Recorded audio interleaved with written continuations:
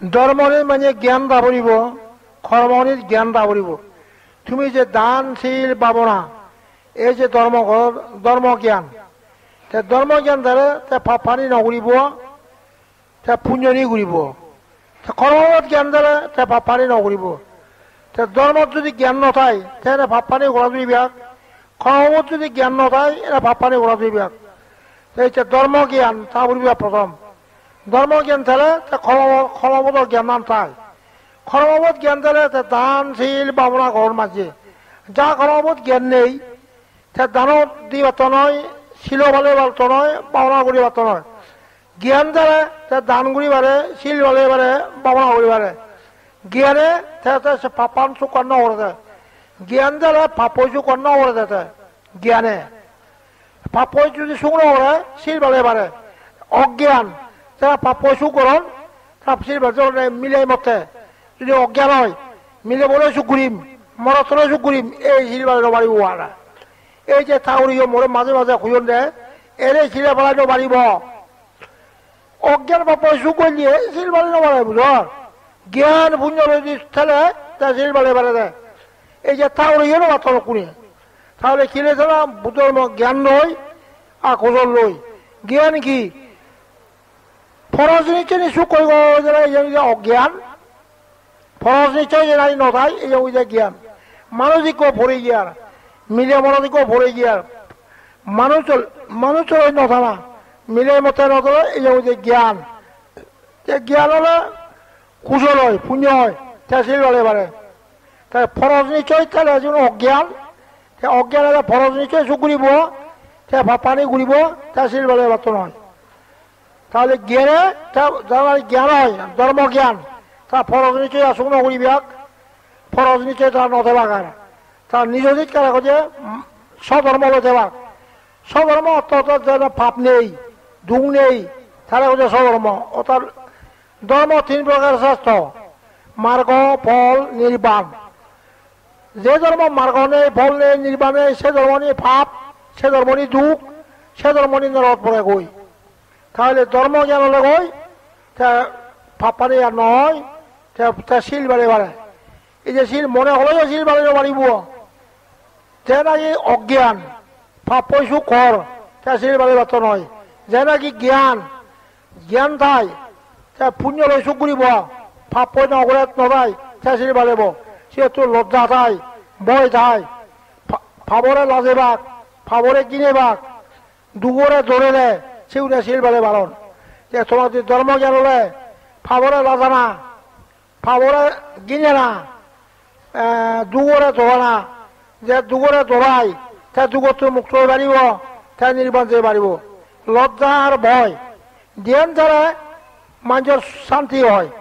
ভগবান বুদ্ধ বলেন লজ্জা ভয় জ্ঞানে লোক পালক, অর্থাৎ মানুষকে শাসন করে। যেদিন লজ্জা ভয় নথাব মানুষ ফজুল একসময় আরো যাবা। এই করে বর্তমান লজ্জা নেই, ভয় নেই, এই গতন নানা ভাব নেই, গতন লাজ নেই, ধর নেই করে মানুষের তুন লাজ ধর নথলে তাতো দইয়েও নেই, নানা ভাব পানি ঘুরিব। যে ফাপের প্রতি যে লাজেব, ফাপান যে কিনেব এবং দুগরে যে ধরেব সে পাপ নকরিব। আর চেষ্টা হলে জ্ঞান থাব, কুজল থাব, ইহকাল পরকাল তার সুখ চায়। তুমি লজ্জা বই করো, ফাবরে লাজেবা, ফাবরে ঘৃণা করো এবং দুগরে ধরেবা, দুগরে ধরে নিয়ে দুগর মুক্ত হয়ে যে দুগর নির্বাণ জানা। সে দুঃখ কি? রাগ, দেশ, মোহ, ইনি ভাব দুঃখ। রাগত্ব মুক্ত হ, হিংসাত্ব মুক্ত হ, অজ্ঞাত মুক্ত হ। রাগ, দেশ, মোহ মুক্ত হলে শান্তি হয়, তো বয় নয়। এই যে মানুষের ক্ষেত্রে মাছ হয়ে মারামারি হয়েছে নাকি খোয়ার রাগ, দেশ, মোহ ইয়ে রাগ, দেশ, মোহ তুমি মুক্ত হয়ে নয় ধরে দিনও বাইজাতে যাদর মানুষজন। রাগ রাগ রাগত্ব মুক্ত হ, হিংসাত্ব মুক্ত হ, অজ্ঞাত মুক্ত হ। রাগ, দেশ, মোহ মুক্ত হয়ে শিবের যে শান্তি, শিবের যে জ্ঞানী হয়। যে রাগত্তুন, হিংসাত্তুন, অজ্ঞাতুন মুক্ত হয়, এই শিবের যে জ্ঞানী ব্যক্তি, সে জ্ঞানী ব্যক্তি শান্তি লাভ করে শুয়ে এবারে। যারা অজ্ঞান তার রাগত্ব মুক্ত হয়ে বার্তা নয়, হিংসাত্ব মুক্ত হয়ে বার্তা নয়, অজ্ঞাত তারা ধরে রাখ তা দে সেবাক যারা বলে তারা যা বলে সেবাক এই যুগ হচ্ছে আত্মগোপন করি তার ভগবান মতো বলি না আত্মগোপন করি নথেবার যেমন শান্তি আত্মগোপন করছি তা করে এসো আত্মগোপন নিয়ে বুধ হইলে মানা হচ্ছে আত্মগোপন নথেবার সিয়া শামুক কুয়া তাত কিছু সময় আত্মগোপন করি আগে নদেখে ভাগরি মাঝে নদেখ করে এক কুই মুখে শামুক কবা হইলে দিয়া কেনে এই যে আত্মগোপন করি নথেবার হইলে আত্মগোপন করি মহা ভাব হয় ঢুক পায় মুক্ত হইতে পারে আত্মগোপন করি নথেবার হইলে আত্মগোপন নকরিবার ওই শামুককে নথেবার হইলে আয় শামুক কই বিরিয়া সময় সে বাঁচিয়ে পড়ে দাঁড়িয়ে দিয়ে আয় মাঝে কিন্তু দেখো এক কুই মুখে শামুক মারে ফেলে এই যে আত্মগোপন করি রাখিও আত্মগোপন আগে শান্তি আত্মগোপন করছেন বার হইয়া নুকুলে তারা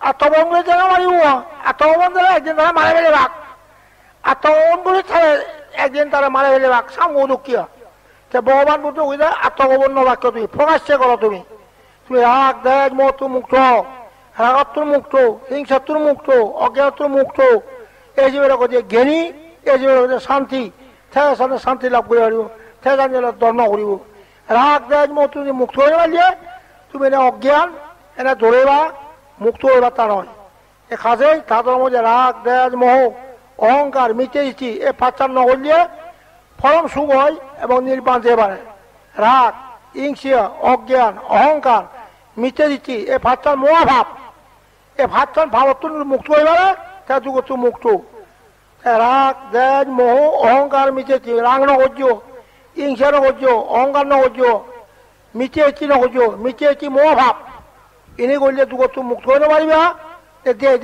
দে পরে পরে তা করিব এই তুমি সংখ্যা লঘু মানুষ এই যে তুমি দোষেবা এটা দেওয়া এটা মারিবে একটা মারুনি খাজে তুমি রাগ দেয় মতি নকর রাগ দেয় মত তুমি মুক্ত শিবের কে জ্ঞানী সুখ মুক্ত খাজে তুমি সত্য জ্ঞান থাকো মিথ্যা জ্ঞান যারা ভাব করে সত্য জ্ঞান ভাব নকরে যার তো নাই মিথ্যা জ্ঞান সে ভাব ঘুরিব দে যে নাই সত্য জ্ঞান সে ভাব নকরিব সেখানে সত্য জ্ঞান সে পুণ্য করে সুখ ঘুরিব এই বোধহয় খদিলুং এই রাগ দেশ মহিলে মানুষ অধবাতে যায় থরতেই ভরে ফরিয়ানি হয়ে যায় রাগ দেশ মোহ করলে মানুষ অধবাতে যায় থরতেই ভরে ফরিয়ানি হয়ে যায় হাজে অধবাতে নযাইবা ভগবান মধ্যে উপরে দিতে তুমি রাগ নকরিবা হিংসা নকরিবা অজ্ঞান নকরিবা একবার মুই ভরিয়ে যাই খলনা আবহ ভুবই কথা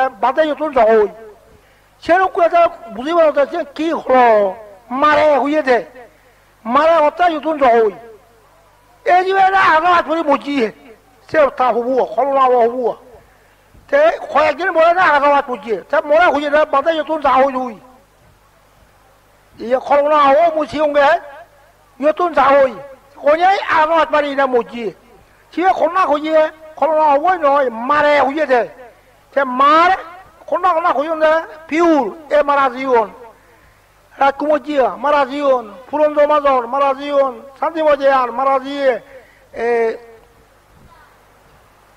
নিজে জিয়ান এ 5 জন আমার মারা জীবন দেখা ধর সিবে কি মার মারা জীবন মার তার বুতর মার খঞ্জ ভাই ও তার খেয়াল নকর তোদের নজর করতে মুড়ি গেলে তা হলে রেখা কি বুদ্ধ বললে বললে বুদ্ধরা খেয়াল নকর শকুন না বাঁচান রক্ত মর্জন ফুলে দিয়ে রক্ত মর্জন বুদ্ধরে তোলান এই লোকিয়া ইয়ে দেখা যাচ্ছে কাটে যাচ্ছে বিমল অংশ কি হুইয়ে গই মৌমা চুরি নেই হইয়ে মাত্র দাঁড়িয়ে পারে মারা দিয়ে দেবান রাগুল এ বুদ্ধরে কি রাগুয়েল বলবো তাও সেজন মারা জীবন তা শকুন খেয়াল নকরতেন এই যে তুমি মনে করো তুমি যে নিজে ঘর এ করে যে সন্তোষ দাগি পৌঁছে থাকি আত্মগতি বাঙালি একদিন এই ছাত্র পরিষদ সাত গুরিবাগ এই সন্তোষ চাকমা সাত গুরিবাগ আত্মগতি বাঙাল বলে দিলে কি তুমি নবী বাঙালো তুমি তার জন্য 14 কোটি তুমি 1.5 লাখ হ্যাঁ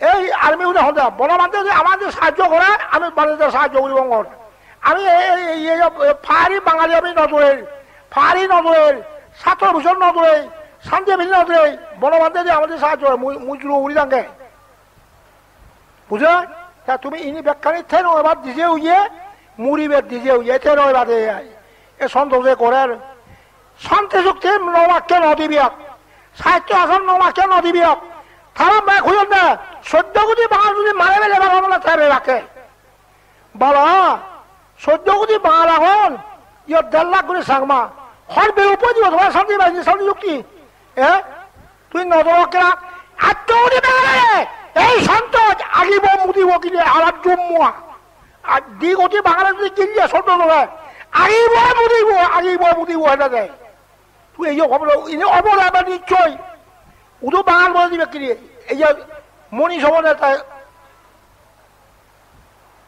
পদত্যাগ করতে হর উনি খেলিয়েছে মোর আগে পদত্যাগ কর খোঁজা নজে আমাদের বাজে জন হাতে নবারিম কর মুই নজে আমাদের বাজে জন দে নজে আম কি হত সাংমাউন ধরে দিন বাঙাল পরে দিন রাখি ইয়ারে বাজে জন দে মনীষ রাখি বাজে জন দে বাঙাল পরে দে হুই দেনা সাংমাউন মুই নবারিম করছি সা এই এটা খাদে বুঝতে এই যে ইনি গুড়ি ইয়াত মুই দেখতে থে নয় বাজে মুই দেখতে ওটা ন ফারিবে তারা সবারে তুমি যিনি গির্জায় করতে তারা অন্য 14 কোটি বাঙাল তুমি একটা সামাও 1.5 লাখ মগ থঙ্গিয়া থিবিয়া থুকিয়া মিলে মিলে 4.5 লাখ একটা জোরে ভাঙি কিনা